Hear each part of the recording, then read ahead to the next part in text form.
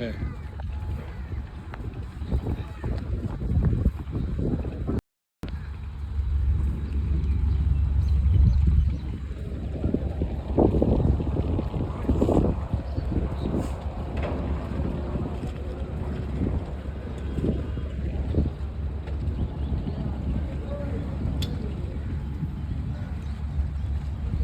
চিটাগাং বা কক্সবাজার বা Saint Martin জীবনে অনেক শুটিং করতে আসছি, তো এরকম সুকুন, এরকম শান্তি, এরকম স্নিগ্ধতা, গুড ফিলিং কখনো হয়।